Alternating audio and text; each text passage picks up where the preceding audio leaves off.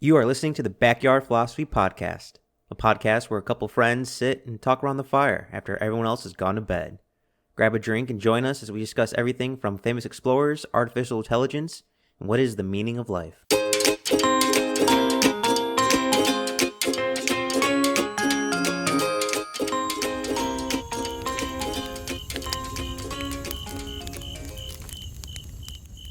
In the age of kings and queens, time of medieval ages, wars were rampant throughout Europe, treaties, arranged marriages were a dime a dozen, and lavish gifts for royalty were a commonplace.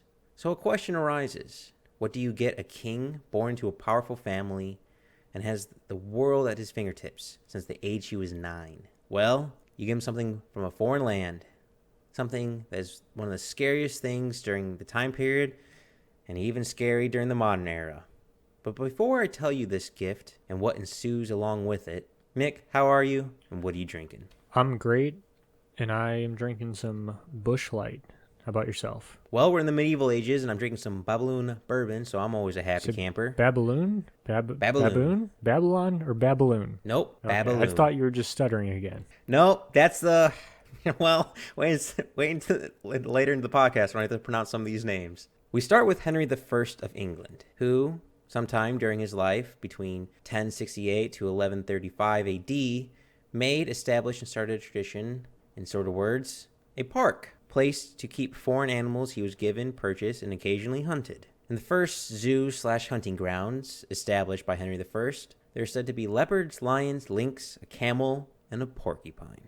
For those who do not know, those creatures are not native to England, where Henry I of England ruled. Although there used to be lions in Europe, alas no more, but never as far north and definitely not on an island. This quote-unquote resort of sorts became traditional in England royalty reigns. Then came King John, the king that earned the nicknames as John Lackland, John Softsword, and the Phony Soft King. Sword? Softsword. Any backstory there? That's a tale for another time, but a little background on him. You might be familiar with this name because it's most associated with the fictional tale of Robin Hood, the villain Robin Hood story, King John. So, with a nickname like Softsword, needless to say, he was not the most popular guy. I thought you said Soft Sword. You might be familiar with him because of your background. Well, I don't know what you do on Saturday nights, Nick, and I'll leave it at that. But during his reign as King of England, King John would begin to move the zoo of unique animals away from the original location. Then came Henry III. Henry III, born October 1st, 1207 AD, would die November 16th, 1272 AD, but in his lifespan would definitely be unique with the animals. Either he would become extremely fascinated or be adorned with them, but either way, Henry III, in his lifespan, is going to get a lot of animals. When King John died, Henry's father, died from disease, which he developed during the time when the nobles and people of England revolted against him, leading the country into civil war, but yet again, story for another time. Strange women lying in lakes distributing swords is no basis for a system of government. Well, it is England, so it is possible. After King John's death, Henry III would be pronounced king at age 9, but would not rule or lead until he was in his 20s. Henry grew up now in his 20s, having more power, would establish the Tower of London Menagerie for a new home of exotic animals. A menagerie is, for those unfamiliar, it's just a place for animals to be kept, trained, and shown off. So, in other names, a fancy zoo. This Tower of London was established in 1235 AD, and some of the first animals to adore the new zoo were 3 lions, which historians actually think were leopards due to the description of the animals made by the people seen at them by that time.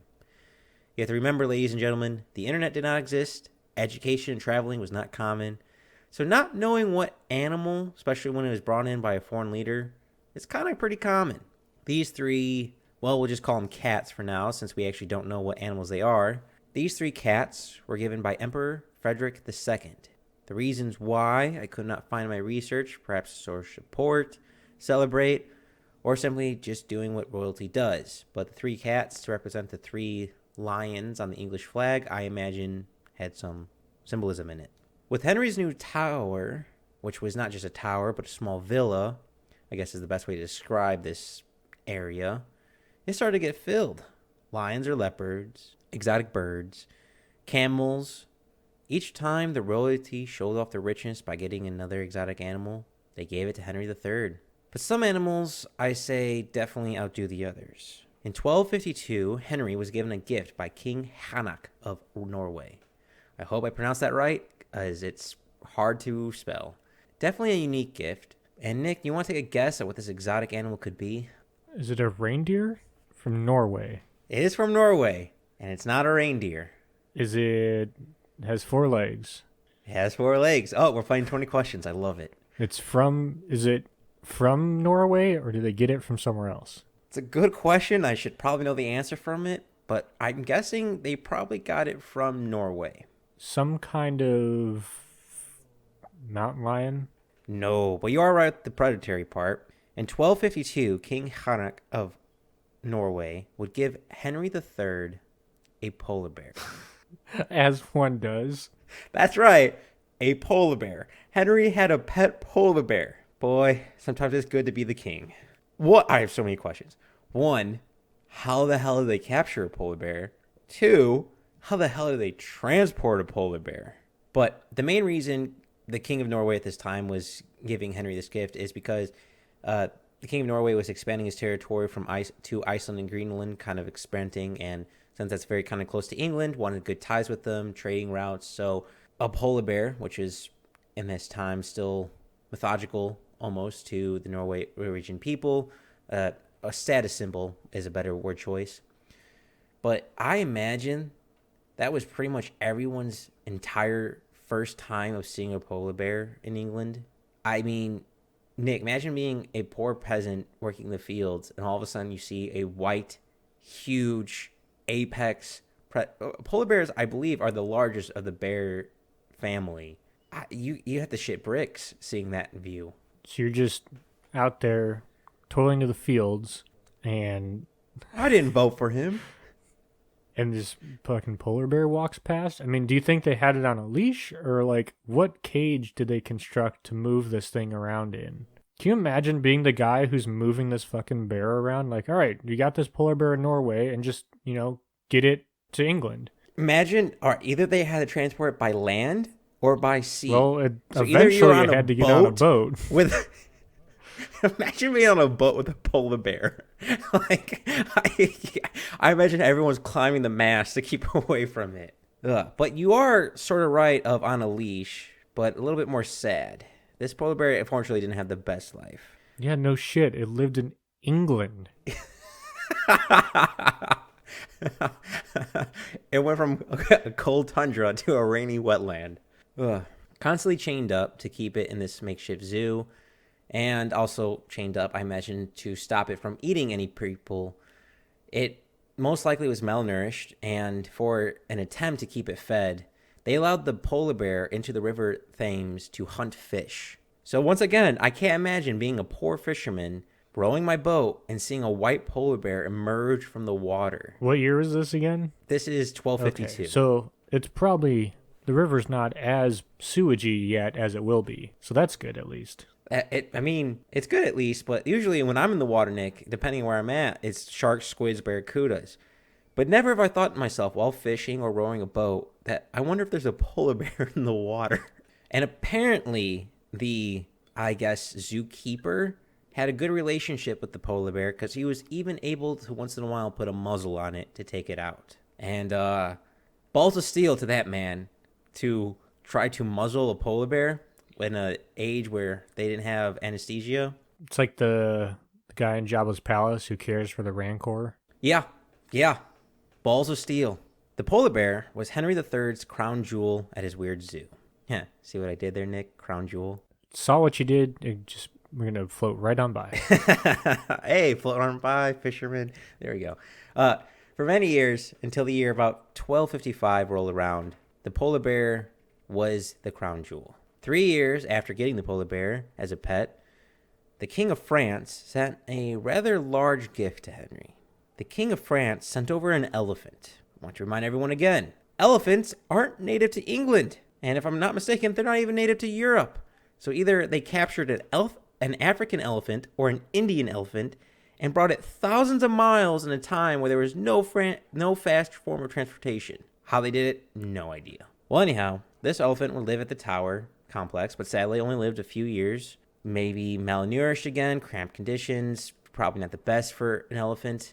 But apparently, the causation of its death, or rapid death, was while at the tower, apparently, once in a while, the elephant was given red wine. A drunk elephant, I can't tell if that's a premise for a comedy movie or a horror one. Henry would die not long after having his power stripped from him and died officially in November 16th, 1272.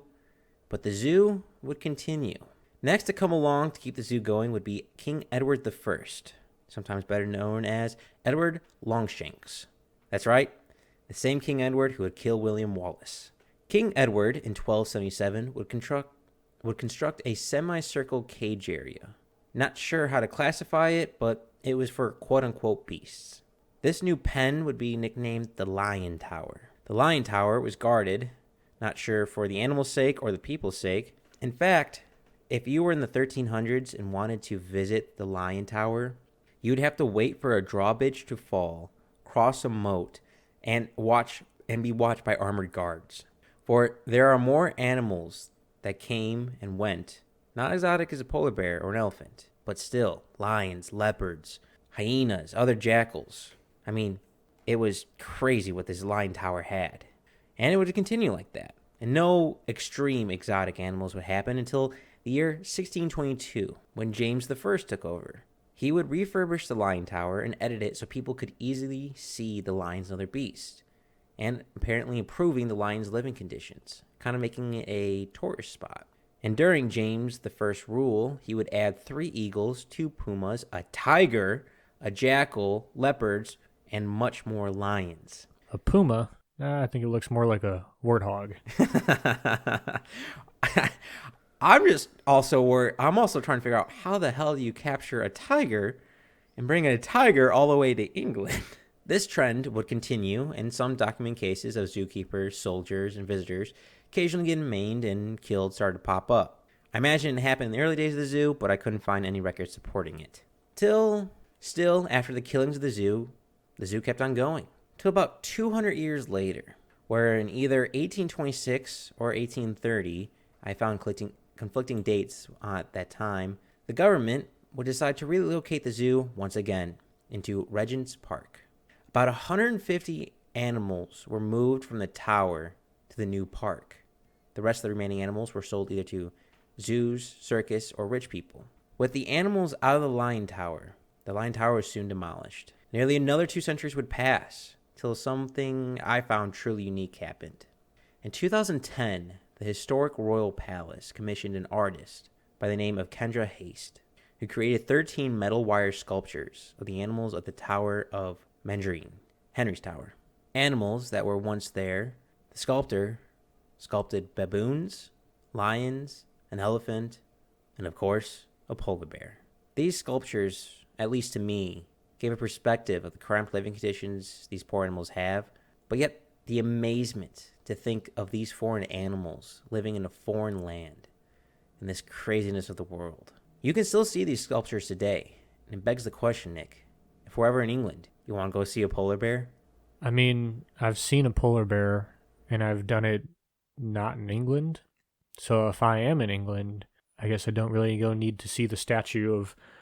I mean, I'm going to see everything else they've stolen from all over the world, so I guess why not? But a polar bear that used to swim in the river to catch fish in England, that's just straight out fiction. And sometimes truth is stranger than fiction. But that's all I have for this tale of the zoo that was created out of a hunting ground and created by royalty giving gifts to royalty. To me, it's a bit comical on how many kings kept this tradition going, and comical on how many exotic animals. I mean, jackals, lions, leopards, an elephant, and a polar bear. You just can't make some things up. And as always, thank you all for listening.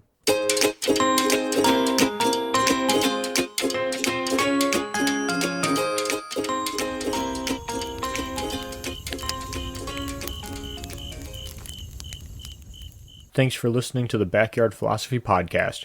We rarely finish a podcast without missing a point we wanted to bring up, so let us know what we forgot. And if you have a topic you want us to talk about, let us know at Backyard Philosophy on Instagram